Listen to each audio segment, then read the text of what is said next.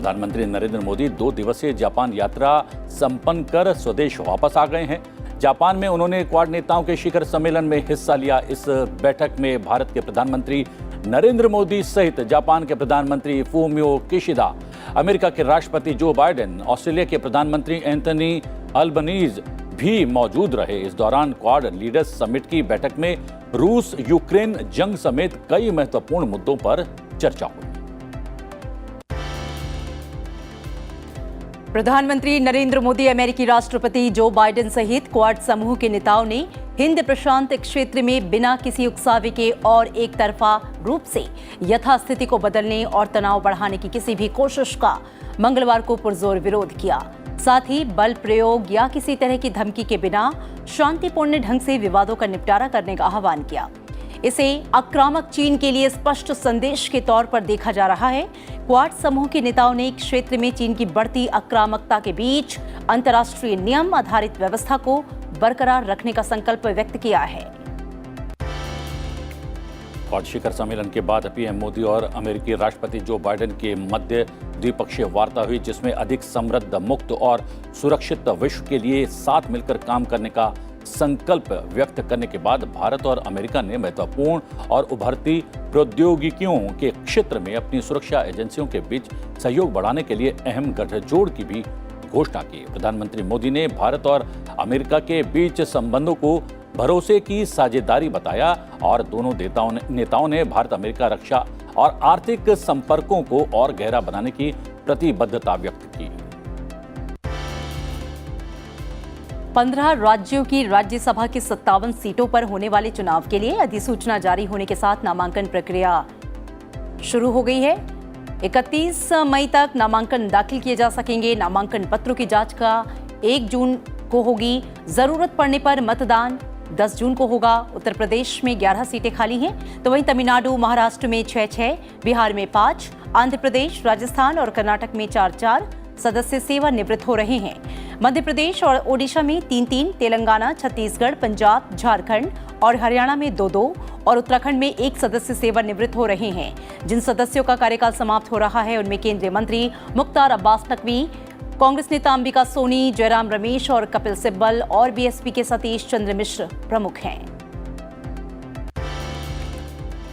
देश और देशवासियों के लिए अच्छी खबर। विभिन्न क्षेत्रों में अच्छी वृद्धि होने के कारण 1 से 21 मई के दौरान देश का निर्यात 21.1% बढ़कर 23.7 अरब डॉलर हो गया है। इस दौरान पेट्रोलियम उत्पाद, इंजीनियरिंग और इलेक्ट्रॉनिक सामान जैसे खंड में खासतौर से अच्छी वृद्धि देखी गई है। चालू महीने के तीसरे सप्ताह के दौरान निर्यात करीब 24% बढ़कर 8.03 अरब डॉलर हो गया है।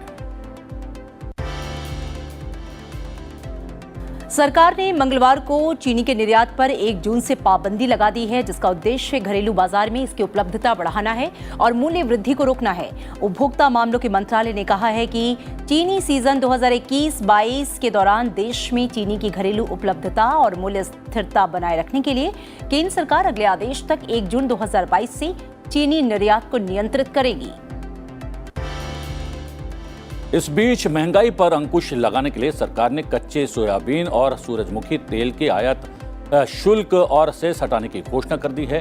सरकारी नोटिफिकेशन के मुताबिक वित्त वर्ष 2022-23 और 2023-24 में प्रत्येक वर्ष 20 लाख टन कच्चे सोयाबीन और सूरजमुखी तेल के आयात पर कोई शुल्क नहीं लगेगा। इस कदम से महंगाई पर अंकुश लगेगा और आम आदमी को राहत मिलेगी। भारत अपनी जरूरत का 60% खाद्य तेल आयात करता है। और अब खबरें राज्यों से। प्रधान न्यायाधीश एनवी रमन की अध्यक्षता वाले उच्चतम न्यायालय कॉलेजियम ने इलाहाबाद उच्च न्यायालय के 10 अतिरिक्त न्यायाधीशों को स्थायी न्यायाधीश नियुक्त करने के प्रस्ताव को मंजूरी दे दी है। कॉलेजियम ने 21 मई को हुई बैठक में ये निर्णय लिया। इसे शीर्ष अदालत की वेबसाइट पर अपलोड भी कर दिया गया है। जम्मू कश्मीर में मंगलवार को दहशतगर्दों ने 2 आतंकी घटनाओं को अंजाम दिया। पहला हमला कश्मीर की राजधानी श्रीनगर में हुआ। सौरा क्षेत्र में जेएनके पुलिस के एक कांस्टेबल पर आतंकियों ने फायरिंग कर दी। इस घटना में कांस्टेबल सैफुल्लाह कादरी शहीद हो गए। बताया ये जा रहा है कि सैफुल्लाह को बचाने की कोशिश कर रही उसकी बेटी भी इस दौरान घायल हो गई। दूसरा हमला कुलगाम जिले के यारीपोरा इलाके में हुआ। यहाँ पे आतंकियों ने सुरक्षा बलों पर ग्रेनेड फेंककर फायरिंग शुरू कर दी। इस घटना में 15 आम नागरिक घायल हो गए। कश्मीर के अलगाववादी नेता यासीन मलिक को टेरर फंडिंग से जुड़े मामले में आज सजा सुनाई जा सकती है। दिल्ली की एक कोर्ट ने 19 मई को उससे इस मामले में दोषी करार दिया था। जम्मू कश्मीर लिबरेशन फ्रंट के प्रमुख यासीन मलिक ने टेरर फंडिंग से जुड़े एक मामले में सभी आरोप कबूल कर लिए थे। मलिक पर यूएपीए के तहत आरोप लगाए गए हैं।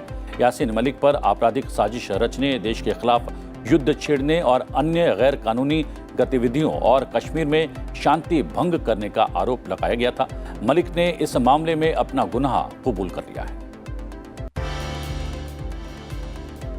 उत्तराखंड में हाल ही में संपन्न हुए विधानसभा चुनाव में आम आदमी पार्टी के मुख्यमंत्री उम्मीदवार रहे अजय कोठियाल ने बीजेपी का दामन थाम लिया है। देहरादून में मुख्यमंत्री पुष्कर सिंह धामी की मौजूदगी में वो बीजेपी में शामिल हुए। पंजाब के मुख्यमंत्री भगवंत मान ने अपने राज्य के स्वास्थ्य मंत्री विजय सिंगला को भ्रष्टाचार के आरोपों के चलते मंत्रिमंडल से हटा दिया है। वहीं मोहाली कोर्ट ने गिरफ्तारी के बाद उन्हें 27 मई तक पुलिस रिमांड पर भेज दिया है। दिल्ली के मुख्यमंत्री अरविंद केजरीवाल ने 150 इलेक्ट्रिक बसों को हरी झंडी दिखाकर रवाना किया। उन्होंने कहा कि दिल्ली सरकार ने अगले 10 वर्षों में इलेक्ट्रिक बसें प्राप्त करने के लिए 1862 करोड़ रुपए आवंटित किए हैं। उत्तर प्रदेश में बारिश और आंधी से एक दिन में 39 लोगों की मौत हो गई है।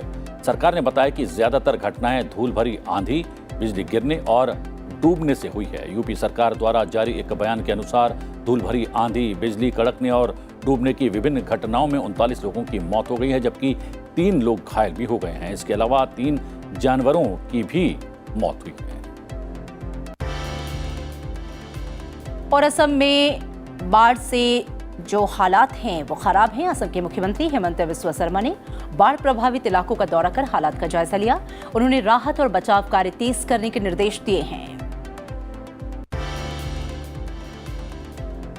भारतीय सेना के इंजीनियर्स ने पूर्वोत्तर राज्यों में रेल संपर्क की बहाली के लिए क्षतिग्रस्त रेलवे लाइनों तक पहुंचने के लिए रेलवे मरम्मत टीमों की सहायता की है।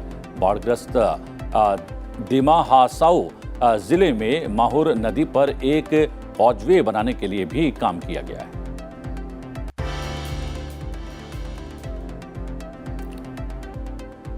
और इसके साथ ही आपको बता दें कि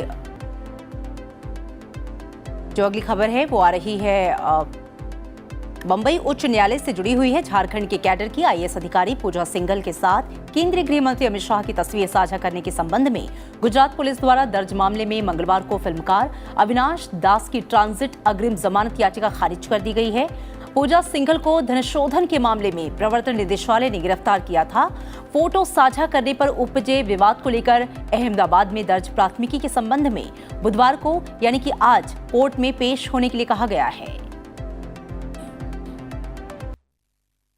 और राष्ट्रीय राज्यवार खबरों के बाद अब नजर अंतर्राष्ट्रीय समाचारों पर। अमेरिका के टेक्सास के एक स्कूल में हुई गोलीबारी में 18 बच्चों समेत कुल 21 लोगों की मौत हो गई।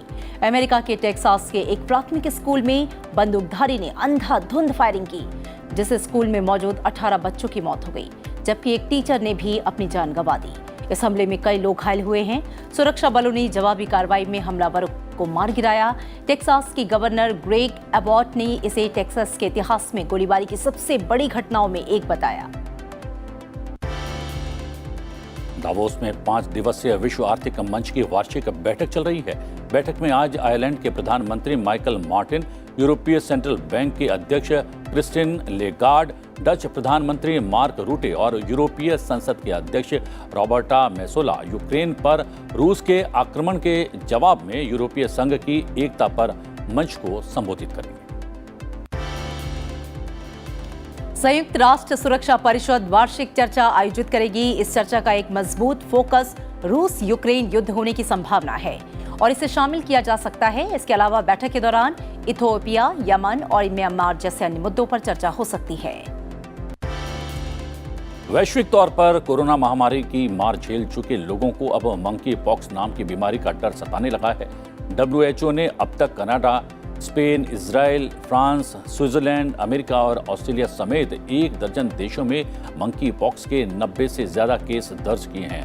इससे संक्रमित लोगों को देखकर हर किसी के अंदर तमाम तरह की आशंकाएं बढ़ रही हैं। वहीं मंकी पॉक्स बीमारी को लेकर अमेरिकी राष्ट्रपति जो बाइडेन ने भी चिंता जताई है। हालांकि शीर्ष अमेरिकी स्वास्थ्य विशेषज्ञों ने कहा है कि इससे दुनिया में कोविड-19 जैसी महामारी नहीं फैलेगी।